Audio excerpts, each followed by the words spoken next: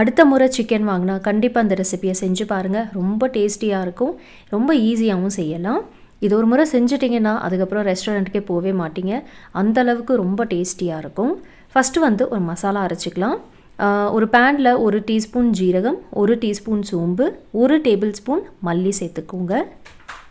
இப்போ இதில் காஞ்ச மிளகாய் சேர்த்துக்கலாம். 8லேருந்து 10 காஞ்ச மிளகாய் சேர்த்துக்கோங்க.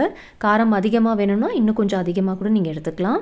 இப்போ இதெல்லாம் வந்து லோ டு மீடியம் ஃப்ளேம் வச்சுட்டு நல்லா வறுத்துக்கலாம். எண்ணெய் எதுவுமே சேர்க்காதீங்க, ட்ரை ரோஸ்ட் பண்ணிக்கோங்க. நல்லா வாசனை வர ஆரம்பிக்கும்.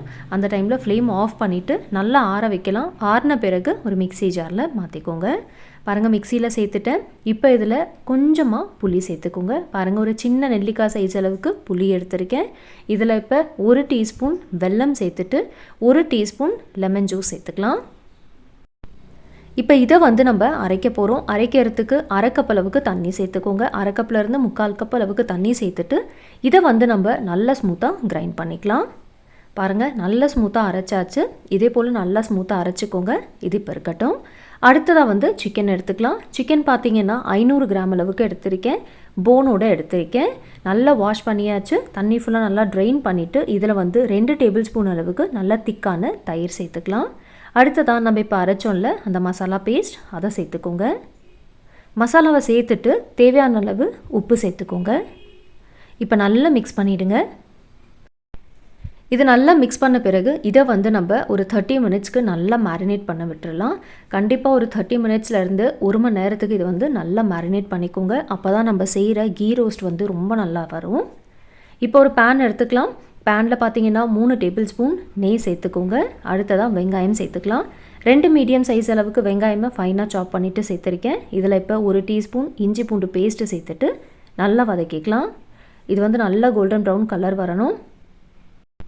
இது கீ ரோஸ்ட்னால நெய் தாங்க சேர்த்தாகணும், எண்ணெய் சேர்க்காதீங்க, நெய் கண்டிப்பாக சேர்த்துக்கோங்க. இப்போ பார்த்தீங்கன்னா நல்லா கோல்டன் ப்ரௌன் கலர் வந்தாச்சு. இந்த ஸ்டேஜில் நம்ம மேரினேட் பண்ண சிக்கனை சேர்த்துக்கலாம். சேர்த்துட்டு நல்லா கலந்து விட்டுருங்க.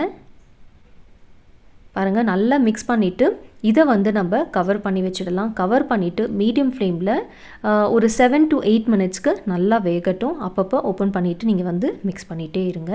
சிக்கன் நல்லா வேகணும். இப்போ பார்த்தீங்கன்னா ஒரு 8 நிமிஷம் ஆகிடுச்சு. பாருங்கள், சிக்கன் நல்லா வெந்துடுச்சு. பட் ஆனால் தண்ணி இருக்குல்ல, இந்த தண்ணியெல்லாம் நல்லா வற்றணும். இதுக்கு மேலே வந்து கவர் பண்ணாதீங்க. கவர் பண்ணாமல் மீடியம் ஃப்ளேமில் இது வந்து நல்லா ரோஸ்ட் ஆகட்டும். அப்பப்போ இதே போல் மிக்ஸ் பண்ணிகிட்டே இருக்கணும்.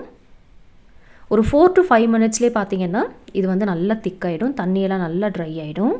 ஸோ நீங்கள் வந்து இதை அப்பப்போ மிக்ஸ் பண்ணிகிட்டே இருங்க. பாருங்கள், இப்போவே பார்த்தீங்கன்னா நெய்யெல்லாம் பாருங்கள், நம்ம சேர்த்துருந்த நெய்யெல்லாம் வெளியில் வர ஆரம்பித்தாச்சு. உங்களுக்கு வேணும்னா இந்த ஸ்டேஜில் நீங்கள் வந்து ஸ்டாப் பண்ணிடலாம். இல்லைனா இன்னொரு 2 நிமிஷத்துக்கு நீங்கள் வந்து இன்னும் ரோஸ்ட் பண்ணிக்கலாம். நான் இந்த ஸ்டேஜ்லேயே ஃப்ளேம் ஆஃப் பண்ணிவிட்டேன். ஃபைனலாக கட் பண்ண கொத்தமல்லி எல்லாம் சேர்த்துட்டு நல்லா ஒரு முறை மிக்ஸ் பண்ணிவிட்டு இதை வந்து நம்ம சர்வ் பண்ணிடலாம். வாங்க.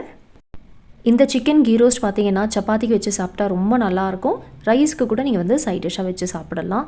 ரொம்ப டேஸ்டியான ரெசிபி. கண்டிப்பாக செஞ்சு பார்த்துட்டு மறக்காம உங்கள் ஃபீட்பேக் எனக்கு ஷேர் பண்ணுங்கள்.